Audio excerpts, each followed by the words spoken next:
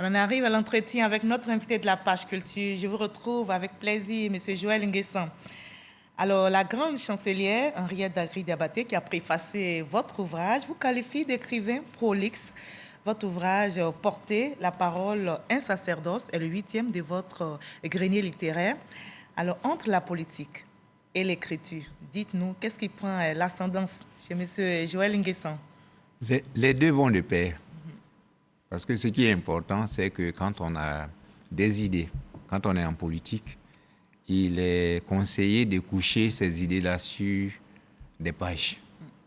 C'est pour ça que j'ai dit que les deux vont de pair. Et moi, j'ai estimé que, en tant qu'homme politique, je dois consigner dans des écrits régulièrement tout ce que j'entends, tout ce que je constate et surtout mes analyses personnelles. Et pour les léguer comme héritage à la jeune génération en quête de savoir. Alors, d'entrée de jeu, dans votre œuvre, vous invitez vos lecteurs à faire la différence, la nette démarcation entre le griot et le porte-parole. Quelle est cette différence? C'est tout simple. C'est que le griot, c'est quelqu'un qui passe son temps à répéter sans cesse ce que les ancêtres lui ont dit. Et avec le temps, très souvent, ce qu'il dit est un peu dénaturé. Il vante les mérites, le griot. Il vante les mérites, mais j'ai dit avec le temps.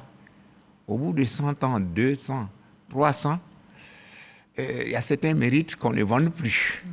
Alors que le porte-parole, lui, c'est quelqu'un qui est chargé de porter la parole d'un leader ou bien d'un groupe politique et de dire les choses qui vont dans l'intérêt de ce groupe politique. D'accord. En quoi est-ce que le porte-parole est-il un sacerdoce? Dites que c'est un sacerdoce pour vous. Pour moi, je considère que c'est... Effectivement, l'expression sacerdoce, ça s'emploie à la religion. À la religion, ainsi de suite. Mais sans aller dans ce sens, je peux dire que c'est un engagement qu'on prend de rendre fidèle l'esprit d'un parti politique et rendre fidèle l'esprit d'un leader. Vous ne vous en détournez pas? Non, non, surtout pas. D'accord.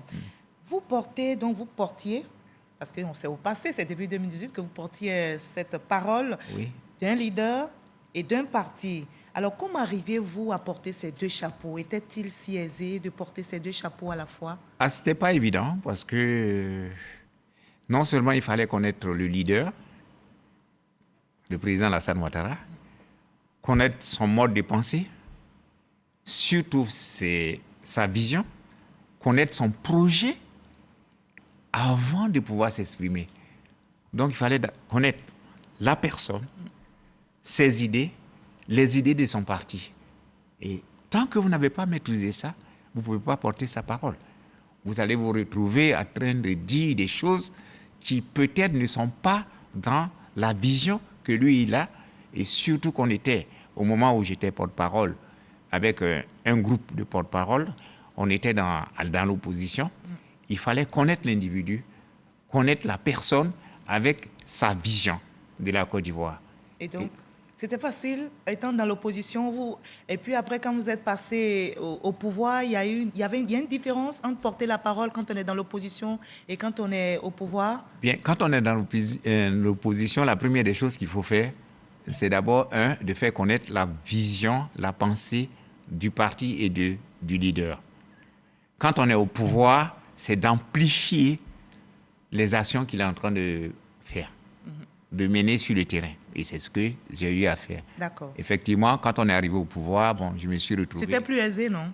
Quand on est au pouvoir? Non, c'était pas plus aisé que ça, puisqu'il y a des moments où il fallait réfléchir par deux fois avant de dire certaines choses. Certaines choses. Il y a des anecdotes que vous allez nous rapporter, mais nous allons essayer de nous faire une nette idée de cet ouvrage. 530 pages, je rappelle, près d'1 millier de pages à lire, mais c'est facile à lire. On va regarder ensemble le résumé qu'en fait Franck Ouadio et puis on en reparle. Le porte-parole. Dans le schéma de ce média, il incarne celui qui porte la pensée d'un auteur. C'est donc une responsabilité. Et Joël Nguessan ne veut pas que cette réalité soit perdue de vue. Porter la parole, un sacerdoce. 531 pages déclinées à travers 7 chapitres. L'auteur est ancien ministre du gouvernement, mais aussi porteur de la voix et de la pensée du chef de l'État, et cela durant 10 ans. Le porte-parole saisit la pensée, mais surtout la transmet. Il faut pour cela connaître celui qui dit ou émet sa pensée en cernant sa vision, mais surtout intégrer cette vision. L'œuvre, qui est un recueil de partage, s'inscrit comme un florilège de paroles, de pensées et d'anecdotes sur le président Alassane Ouattara, auprès de qui Joël Nguessan, ministre, mais aussi porte-parole, aura passé plusieurs années riches en expérience. L'auteur, par cette production qui alterne biographie et essai, nous invite à apprendre à mieux nous connaître afin de mieux connaître l'autre. Et ce soir, vous allez nous partager vos échecs, mais aussi vos réussites. Dites-nous, quels sont les faits qui vous ont marqué dans votre mission de porte-parole? Le premier fait, c'est que d'abord, il y a eu des événements fondamentaux. Le premier, c'est les 2 fois où le président Alassane Ouattara a eu à me reprocher, non, pas me reprocher, mais me dire que peut-être que j'aurais pu faire différemment. Et dans les 2 cas, c'est la première fois, c'est parce que je n'avais pas parlé. Et la deuxième fois, c'est parce que j'avais un peu trop parlé. Hein? Donc, il faut savoir être mesuré. Hein? Il faut être mesuré. Le premier cas, c'était quoi? C'était une jeune dame qui s'était fait immoler devant le palais présidentiel. Et j'ai été silencieux sur cet événement parce que mes camarades de parti m'avaient demandé de ne pas intervenir. Et le président était très surpris au bout d'1 semaine de constater que je n'avais rien dit. Donc il m'a appelé pour me demander les raisons de mon silence. Et je lui ai dit, Monsieur le Président, c'est parce que les autres m'ont dit de ne rien dire. Et il m'a fait remarquer que, en tant que porte-parole, je porte sa parole, je porte la parole du parti, et que les autres n'ont pas à me l'interdire. D'accord. Et donc vous devez vous référer à lui? Non, il ne veut pas qu'on se réfère à lui. D'accord. Quand vous êtes porte-parole, c'est que vous dites ce que vous avez à dire parce que vous connaissez la personne dont vous portez la parole. Donc il y a des qualités requises. Mais bien sûr, les qualités, c'est d'abord de connaître celui dont vous portez la parole, mais au-delà de ça, c'est d'être travailleur. Parce que vous passez des moments entiers, des nuits entières, à analyser toute la presse, tout ce qui se dit sur votre leader et sur votre parti, et vous en tirez les conclusions pour dire, à partir de demain, voilà ce que je vais dire. Donc, c'était le premier cas. Le deuxième cas, c'est que, comme je l'ai dit... Vous avez donné les 2 cas, hein? Ouais, non, la première fois, vous n'avez pas parlé. La deuxième fois, j'avais un peu trop parlé. Vous avez un peu trop parlé. Et là, bon, ce jour-là... Vous avez tiré des leçons? J'ai tiré les leçons de ça et je lui ai dit, bon, écoutez, Monsieur le Président, je ne vais plus recommencer. Donc, l'une des qualités, on remarque que c'est aussi l'humilité, reconnaître quand on n'a pas bien fait, c'est ça? Ah, bien sûr, c'est très important. Non, quand on est un porte-parole, on n'a pas la science infuse. On est dans une posture où on doit être capable de se remettre en cause chaque fois que, quelque part, ce qu'on a dit ne va pas dans la vision du leader et du parti, et surtout être capable de faire du rétro-pédalage parfois. Y a-t-il des paroles que vous regrettez aujourd'hui? Non, je ne crois pas, parce que dans les 2 cas que je viens de vous citer, je crois que quelque part, j'ai eu raison de porter la parole pendant 10 ans au niveau du RDR. Alors, un porte-parole, vous l'avez dit, n'est pas censé sortir du cadre qui lui a été indiqué. Vous êtes donc la voix des autres, la voix de votre leader, la voix du groupe, la voix du parti. Comment avez-vous reçu, parce que j'ai lu dans votre ouvrage que vous avez vécu des humiliations, vous avez reçu des injures. Oui, vous savez, quand on est une personnalité publique, les injures et les humiliations ne doivent pas vous amoindrir dans votre action. Ne perdez jamais de vue l'objectif que vous visez.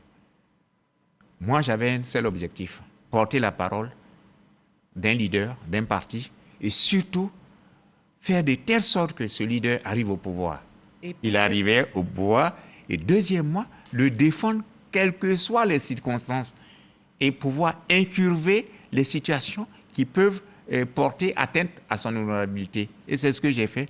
Donc moi, je dis que je ne pense pas avoir échoué. D'accord. Donc, mission accomplie, on pourra dire?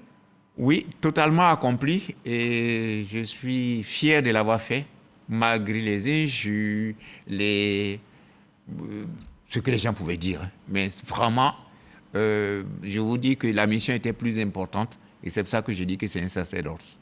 Merci beaucoup, M. Joël Nguessan, d'avoir répondu à nos questions. Vous avez un rapport avec l'actuel porte-parole de votre parti? Oui, Ayoumani. Oui. D'abord, c'est mon jeune frère.